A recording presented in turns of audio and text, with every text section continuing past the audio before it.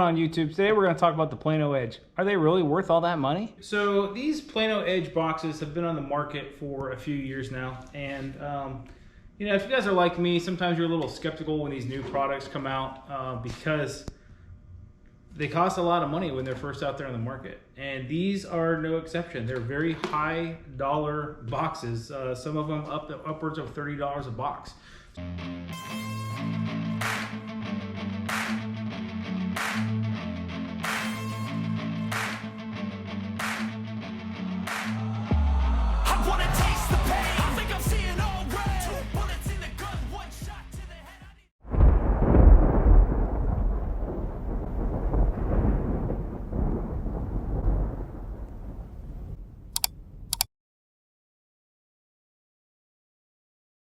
So I really wanted to know if these boxes were really worth, you know, $30 a piece, you know, $20 a piece, versus these traditional boxes, which I've used probably for 10 years.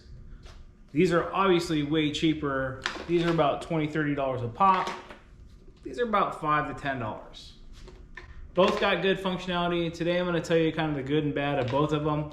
Why I think these may or may not be worth the money to go get them, the downfalls of having these versus the downfalls of having these ones.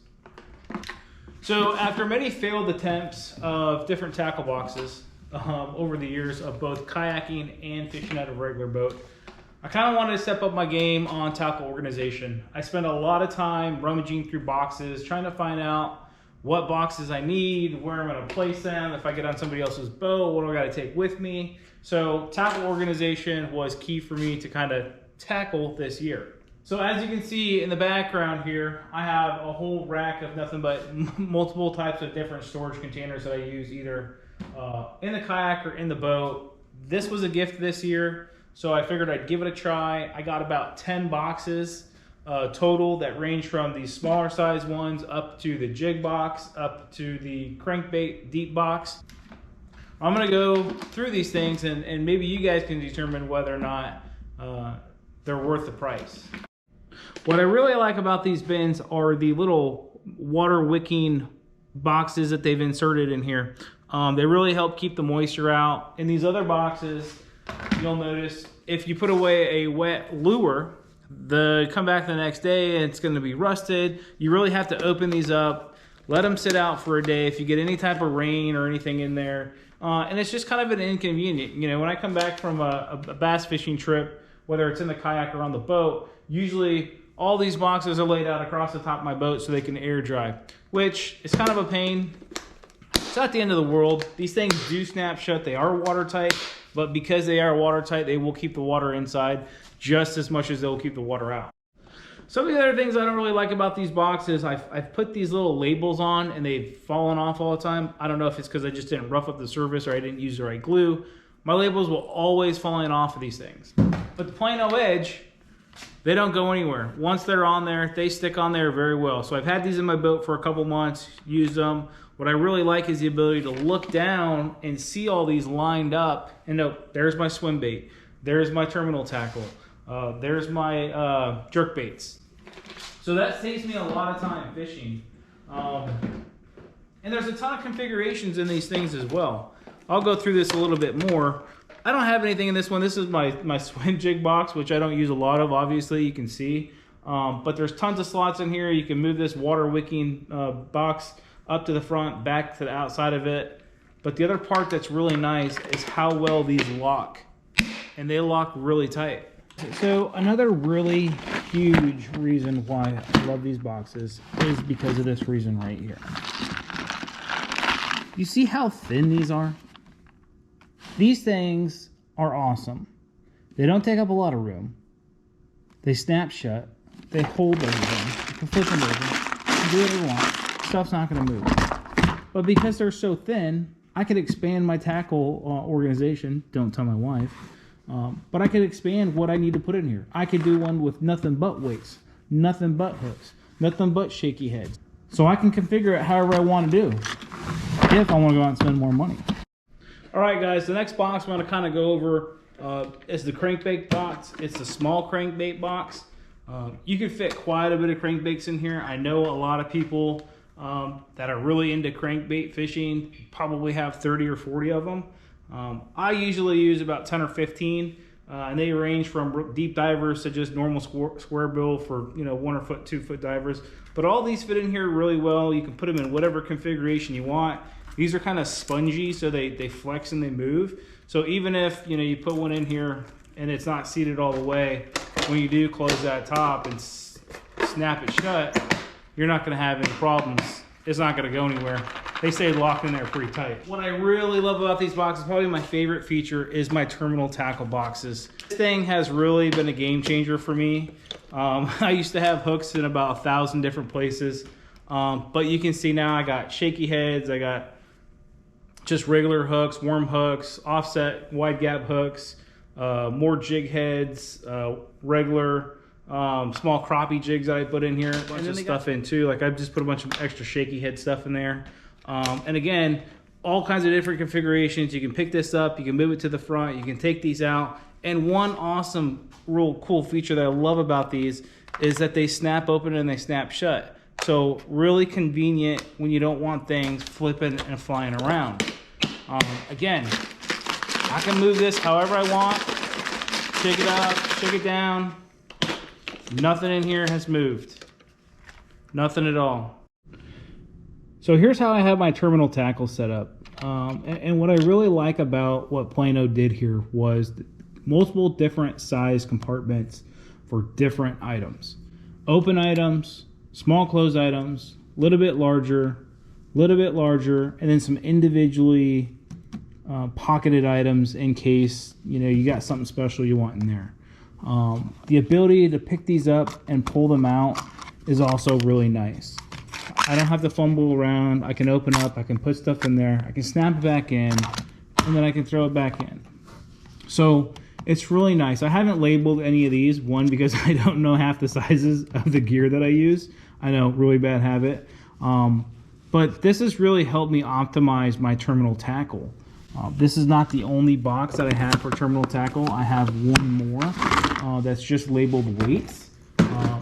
And again, this has been a big game changer for me because typically I'm fumbling around my boat saying, is it in this box? Is it in this box? Is it in this box?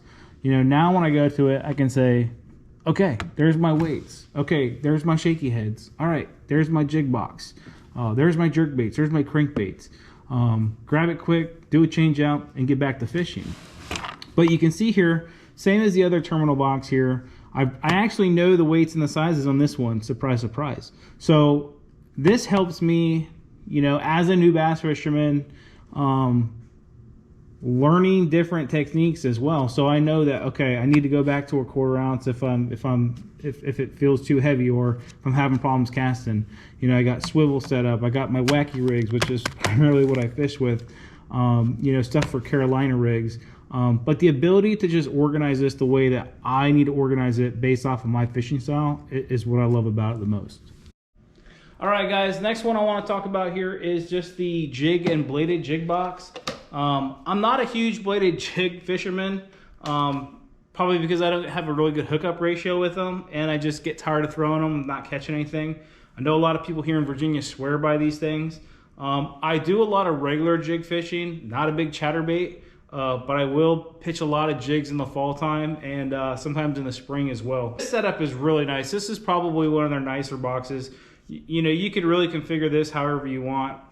The baits just kind of slide in and slide out according to the jig head right there, how you want it. I kind of have mine just kind of mismatched in here from how I pick them up and throw them in there. Again, the water wicking moisture packet is a must. When you put these in here, snap it shut. Again, nothing's moving. Yeah, I mean, you hear the blades moving, but the bait's not moving and falling out of there like they would in a regular Plano box. I suck at chatterbaits for some reason. I've only caught 2 or 3 fish with it. I don't know if I'm just working it too fast or whatever. Comment in the section down below if you're a huge chatterbait fisherman and you know what you're doing. Throw me a couple tips, man. Maybe you can help me out. The only one I've actually caught them on is this white one here, which it's pretty common for around here. But I am familiar with jig fishing pretty well. I really like to do it. But again, the organization of this box, how it's set up, You know, they just slide in here. They're nice and organized. You can have a bunch of them in here together. And you can actually see, if you look close on, you know, some of my old stuff, because it was in my other boxes, how rusted it is. And that's not going to happen in this box. Again, one of the reasons I picked this, you know, it got some rust here, but these water wicking boxes here are going to prevent that in the future. Again, close it up, secure it, bada boom, bada bing, out of there. Let's take a look at the crankbait box a little bit up closer. This is the small crankbait box. There's a large crankbait box as well. Try and say that 3 times fast. So I used to crankbait fish quite a lot. Not so much in the last couple of years because I do a lot of creek fishing now and there's a ton of weeds. But I still keep a lot of my crankbaits for when I go to those big rocky lakes or I'm throwing out in the middle of the river. What I really like about this is I can kind of set it up however I want. I can take these and I can put them, you know, nose down if I want. I can put them, you know, square bill up. I can flip them upside down if I want. They're going to sit however you want because these areas mold around the bait. You can't actually stick large crankbaits in here. I mean, this is a fairly large crankbait and it goes in here. You can see they're all kind of organized. They're quick grabs for the most part. And, you know, me, I got to the point where I started writing my depths on these things so I know exactly what my depths are. At the end of the day, I had to ask myself, are these boxes really worth the $30, $40, $28 price tag that come with it? And my answer is totally worth the money. Yes, I think they are. I usually try and go the cheaper route when it comes to tackle storage, but I would spend my money twice over on these boxes again. They seal everything up nice and tight. They're really nice and skinny, as you can see. These things are super skinny. You can fit a ton of them in there. So I guess at the end of the day, you have to ask yourself, are these worth the money? Each individual needs to make that decision for themselves. These are worth the money. I'd go out and buy a couple more boxes today if my wife would let me. I wasn't paid by Plano to do this video. I just thought I could provide a little bit of insight to you guys on my take on whether or not these boxes were worth the money. I found myself standing in Bass Pro or Cabela's looking at these things or looking at them on Amazon and thinking the same thing. Is it really worth paying that much money for these boxes? And now I can honestly say yes, they are. They're worth the money. Thanks for watching.